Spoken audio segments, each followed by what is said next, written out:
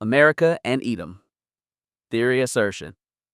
In certain theological frameworks, the use of Greco-Roman and Egyptian iconography in the United States is interpreted not as mere aesthetics, but as spiritual evidence identifying America as modern-day Babylon or Edom.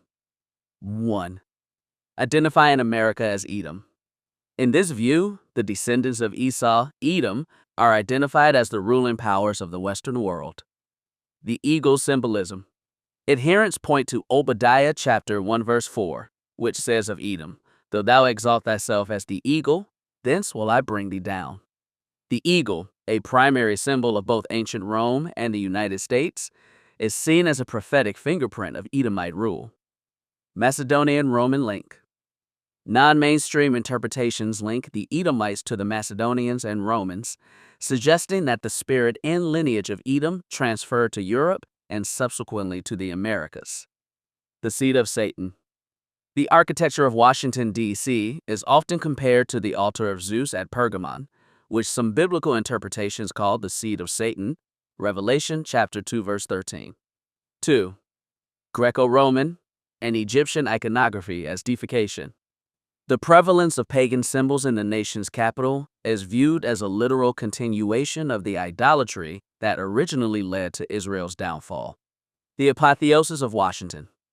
The fresco in the U.S. Capitol dome depicts George Washington being elevated to godhood, apotheosis, surrounded by Roman gods like Victoria and Liberty.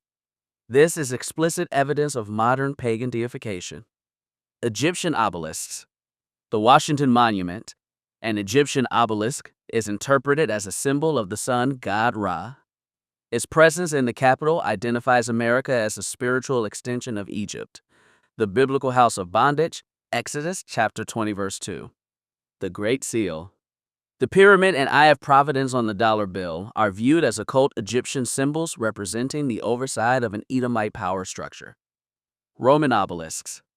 Rome harbors 13 ancient obelisks, the most in the world, not including other modern obelisks within its borders.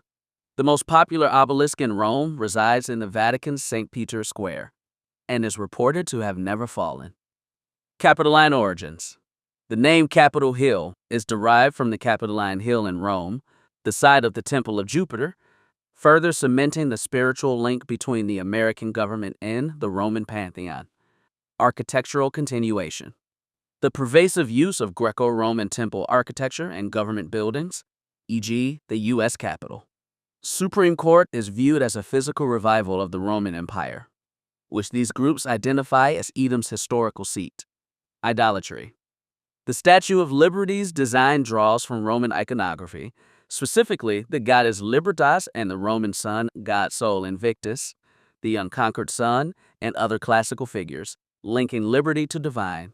Universal and enlightened power, a common motif for rulers and personifications of ideals in Roman art, making her a symbolic blend of Roman liberty and solar power. 3. Connection to Deuteronomy 28. The curses of Deuteronomy 28 are central to the claim that the true biblical Israelites are the descendants of those brought to the Americas via the transatlantic slave trade. Back to Egypt in ships Deuteronomy chapter 28, verse 68. While mainstream scholars view Egypt as a literal return to North Africa, this perspective argues that Egypt is a metaphor for bondage, Exodus chapter 20, verse 2. Therefore, being brought to America in slave ships is the ultimate fulfillment of this curse. Subjugation by Edom. The curse in Deuteronomy chapter 28, verse 43-44, the alien shall rise higher and higher above you, is interpreted as the Edomite power structure ruling over the true Israelites in their own land of captivity. The yoke of iron, Deuteronomy chapter 28, verse 48. The yoke of iron placed upon the necks of the Israelites until they are destroyed is frequently identified as the physical chains used during American chattel slavery. By combining these elements, this framework argues that America's use of pagan deification, Greco-Roman, and symbols of bondage, Egyptian serves as a persistent visual marker of the land of the North, where the biblical tribes remain under the curses of Deuteronomy.